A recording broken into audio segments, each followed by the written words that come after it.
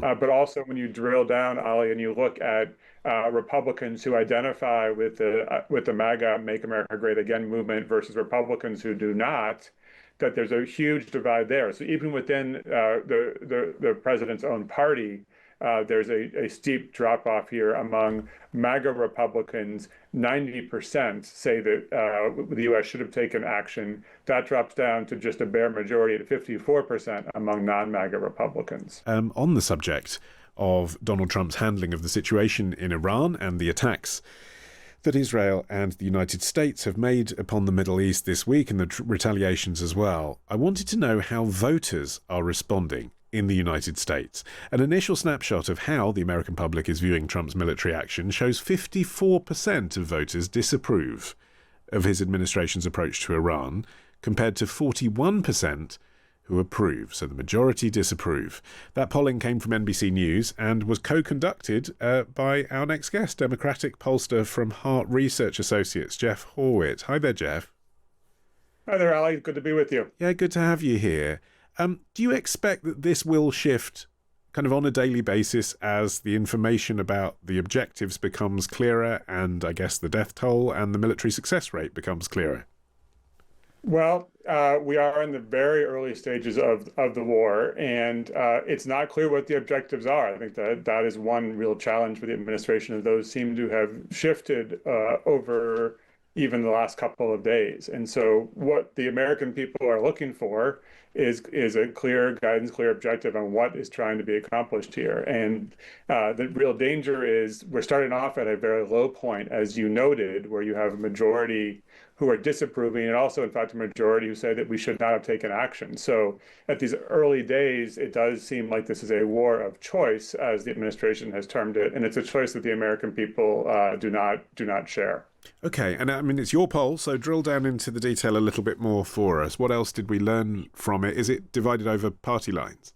Sure. Well, that's the other danger here is first off in just polling overall, not just related to the president's handling of Iran, but his overall job rate. And the New York Times does an average of all public polling, and he's at 41%, and that really hasn't budged at all in the days after the military action. And sometimes you do see a rallying around the flag moment when a country takes action. We're not seeing that here. That doesn't always happen, but it's not happening here. The other thing that should be very concerning is, again, you have a president who's starting at a low point, but he's also starting at a place where there are partisan divisions, where you have 90% of Democrats and 61% of independents who are disapproving of how the president is handling the situation in Iran, and those similar margins of both independents and Democrats saying we should not have taken military action. And only for Republicans, it's 79% who approve of his handling of Iran, and 77% who say we should have taken action. So it's a lower share than the share of Democrats, which is a problem.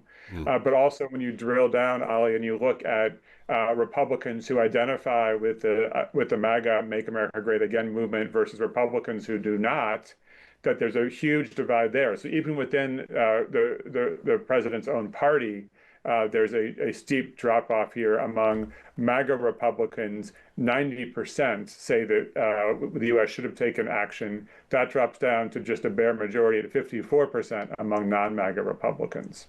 Okay, well, that's quite interesting, because I suppose I would have assumed that actually it's the sort of old school Republicans, those that are still supporting Donald Trump, who, you know, more hawkish traditionally, who might have supported this action, and actually the MAGA ones, because it's not a kind of domestic policy and it's not a America First policy, who wouldn't have liked it.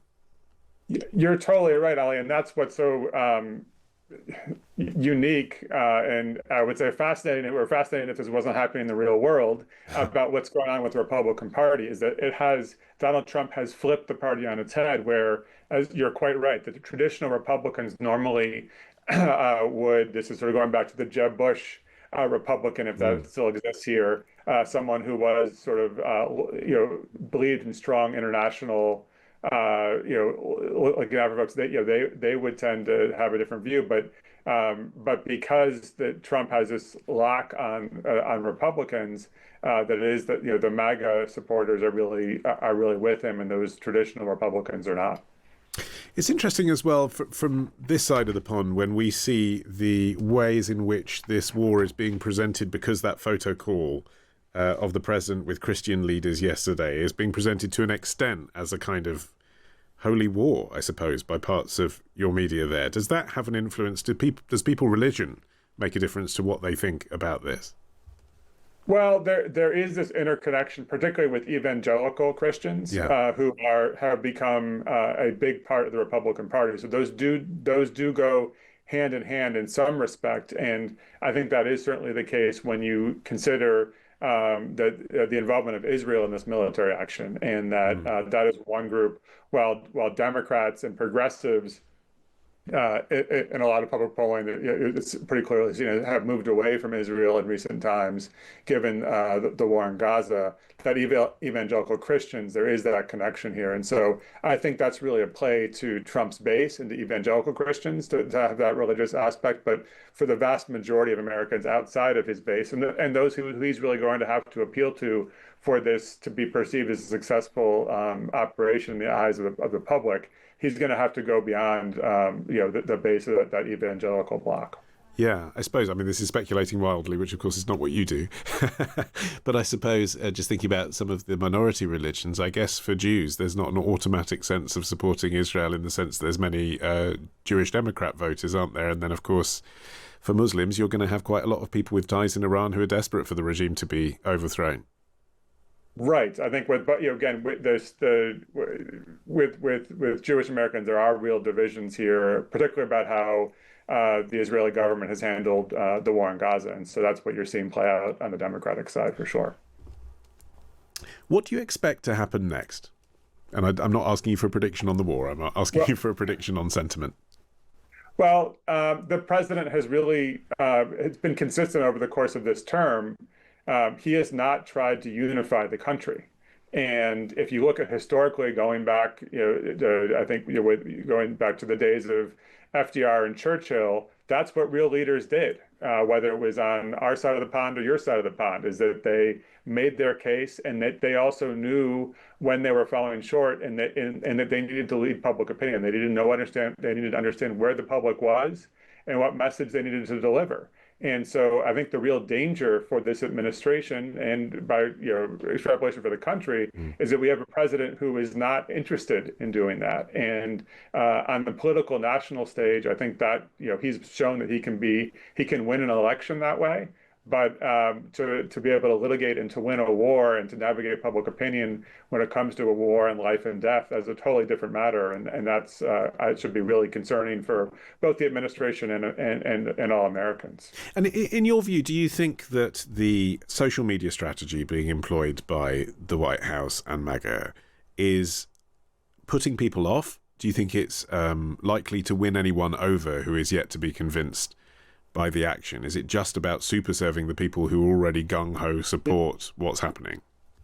Yes, I mean, Olly, that's his, again, the social media is it is one and the same as his approach to politics, is it's all about his base. He is not trying to persuade anyone else really with his communication here, and that's what this is about. So for people who are not in the true social world, who are not in his base, this is a message I think by and large is falling flat, and they're seeing this from other sources too, that what he may be saying is not necessarily an accurate portrayal of what is actually going on. Jeff, really good to speak to you. Thanks so much for joining us. Likewise. Take care, Olly. Thank you. Democratic pollster from Hart Research Associates there, Jeff Horwitt, on Donald Trump's poll ratings, an initial snapshot of how the American public is viewing his military action, showing 54% of voters disapprove of his administration's approach to Iran, compared with 41% who approve.